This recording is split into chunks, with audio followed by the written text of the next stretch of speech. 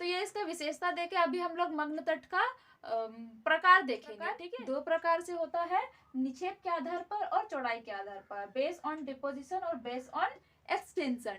ठीक है, तो जो निक्षेप के आधार पर होता है, निक्षेप के आधार पर भी तीन प्रकार होता है। निक्षेप के आधार पर पहला प्रकार होता है नदियों द्वारा निर्मित मग्न तट, दूसरा होता है हिमानी द्वारा निर्मित मग्न तट, तीसरा होता है प्रवाल भित्ति द्वारा निर्मित मग्न तट। नदी द्वारा मग्न तट क्या होता है, ये नदियाँ क्या करती है, अपने साथ अवसाद लेकर आती है, ये तट में जमा हो जाती है, इससे मग्न तट का निर्माण होता है। इसका बेस्ट एग्जांपल होगा अमेजन और होंगहो नदी। ठीक है, और दूसरा क्या है, हिमानी द्वारा निर्मित मग्न तट। हिमानी क्या करता है, जैसे ही नदी द्वारा निर्मित मग्न तट अपने साथ क्या लाते हैं, अवसाद लेके आते हैं, उसी तरह से जो हिमानी होते हैं वो अपने साथ में मलबा लेकर आते हैं और सागरीय भाग के तट में जमा हो जाती है, और ये क्या करते हैं, मग्न तट का निर्माण करती है। ठीक है, तीसरा क्या है, प्रवाल भित्ति द्वारा। प्रवाल क्या करती है, प्रवाल भित्ति क्या होती है, वो एक जगह में धीरे धीरे जमने लगती है, तो उससे क्या होता है, मग्न तट का निर्माण हो जाता है। और दूसरा क्या है, चौड़ाई के आधार पर मग्न तट। ठीक है, चौड़ाई के आधार पर मतलब एक्सटेंशन के आधार पर। तो एक्सटेंशन के आधार पर क्या होता है, ये दो प्रकार का होता है, चौड़े मग्न तट और संकरे मग्न तट। चौड़े मग्न तट क्या होते हैं, जब मग्न तट बहुत लंबा चला जाता है और उससे क्या होता है, मतलब कि जैसा हम लोग पिक्चर में देखे तो ऊपरी भाग बहुत ज़्यादा लंबा हो जा रहा है, तो इससे क्या होता है, ये अधिक चौड़ा हो जाता है, उसका क्षेत्रफल भी ज़्यादा हो जाता है, तो इससे चौड़े मग्न तट का निर्माण होता है। दूसरा क्या है इसका, संकरे मग्न तट। संकरे मग्न तट क्या होता है, ये जो कम विस्तृत होती है। ठीक है, ऐसे मग्न तट जो कम विस्तृत होते हैं उसे संकरे मग्न तट के नाम से जाना जाता है। एंडीज के किनारे किनारे संकरे मग्न तट ही पाए जाते हैं, मतलब कि जो संकरे मग्न तट होते हैं उसमें से कोई भी नदी नहीं गिरती है।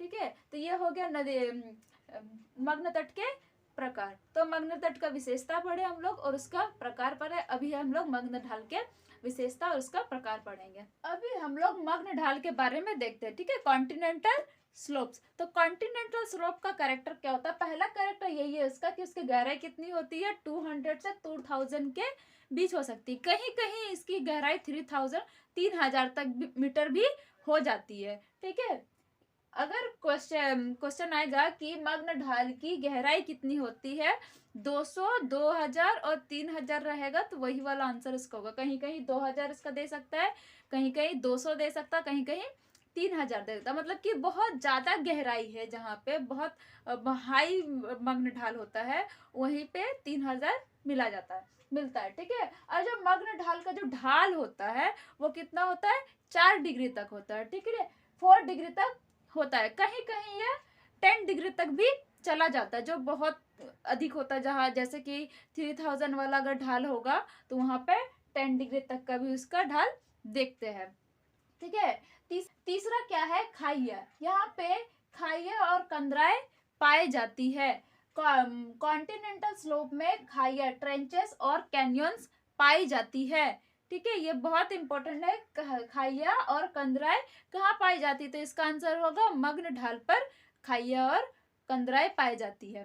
देखो, और लास्ट क्या है, यहाँ पे अवसाद जमा नहीं होते, मग्न ढाल में अवसाद जमा नहीं होते। इसका ये कारण है कि मग्न ढाल बहुत ढालू होता है, इस वजह से यहाँ पे अवसाद जमा नहीं हो पाते हैं। यहाँ पे रेत और धूल के महीन कण पाए जाते हैं। ठीक है, यहाँ पे रेत और धूल के महीन कण पाए जाते हैं, यहाँ पे अवसाद नहीं पाए जाते। तो ये इसका कैरेक्टर। अब देखिए, महाद्वीपीय उभार, कॉन्टिनेंटल राइज, मतलब कि राइज मतलब कि उठान होता है।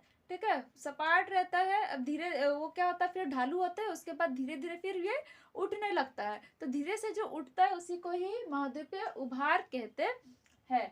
ठीक है, तो इसकी विशेषता क्या है, इसकी विशेषता यही है कि महाद्वीपीय उभार का ढाल कितना होता है, 1 डिग्री से भी कम होता है। ठीक है, 1 डिग्री से भी कम इसकी उभार होती है। और ये कैसे बनता है, महाद्वीपीय उभार भूस्खलन, मतलब कि जो जल द्वारा भूस्खलन हो रहा है, निक्षेप हो रहा है, कुछ बालू मिट्टी पत्थर आके जम जा रहे हैं, तो उसी से ही कॉन्टिनेंटल राइस हो जाता है। ठीक है। और ये प्रशांत महासागर के पास जो खाइयां होती है उसके पास देखने को अधिकतर मिलती है। तो ये इसकी 3 विशेषताएं है। चौथा है वितलीय मैदान, प्लेन्स, ठीक है। इसके विशेषता क्या है?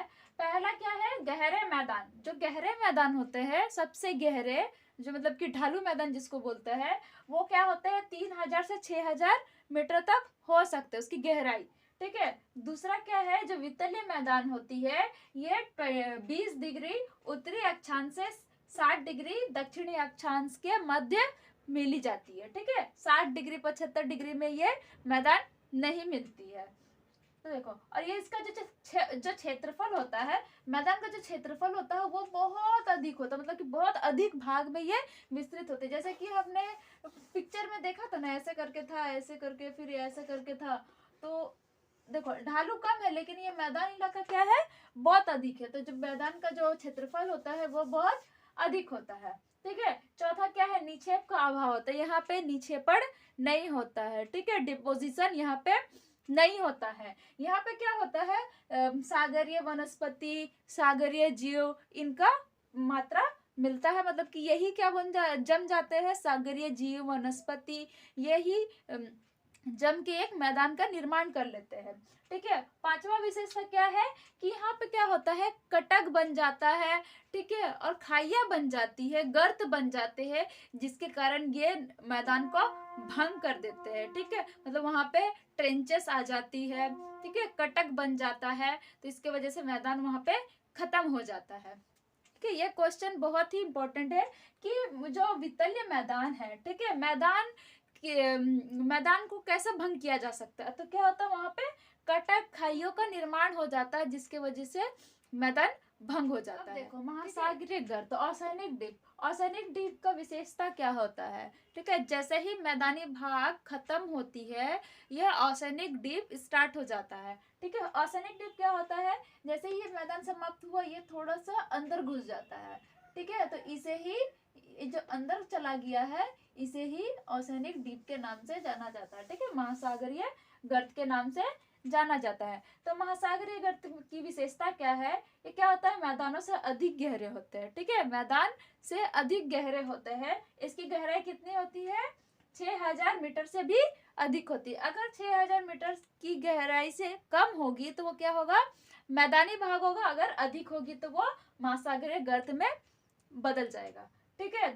इसकी तीसरी विशेषता है कि अभी तक, ठीक है, 57 महासागरीय गर्त की खोज हो चुकी है, और सबसे ज्यादा महासागरीय गर्त प्रशांत महासागर में पाई जाती है, ठीक है। चौथा क्या है? गहरे गर्त, क्या नाम क्या है? चैलेंजियर गर्त, ठीक है। सबसे गहरा गर्त जो है वो है चैलेंजियर गर्त। ये कितना होता है? 11033, ठीक है, 11033 इसका गहराई होती है। पांचवा विशेषता और सबसे आखिरी विशेषता क्या होती है? इसकी जो भारी प्लेटों का अवतलन हल्की प्लेट के नीचे। क्या होता है? प्लेट जब ऐसे होती है, जब कोई भारी प्लेट हो जाती है तो उसका अवतलन क्या हो जाता है? हल्के प्लेट के नीचे हो जाता है। तो इससे क्या बन जाता है? गर्त बन जाता है। मतलब कि यहाँ का जो प्लेन एरिया था वो क्या हो गया? धस गया। तो इससे क्या बन गया? ये गर्त बन गया। इसे ही महासागरीय गर्त के। तो दोस्तों, आज के वीडियो में हमने रिलीफ फीचर के बारे में पढ़ा। अगर आपको कोई भी डाउट होगा तो आप मुझे कमेंट बॉक्स में जरूर पूछ सकते हैं, और अगर आपको किसी टॉपिक के बारे में जानना है तो आप उसको कमेंट बॉक्स में बोलिएगा, तो मैं उसका जरूर एक वीडियो आपके लिए लेके आऊंगी। Thank you, bye bye.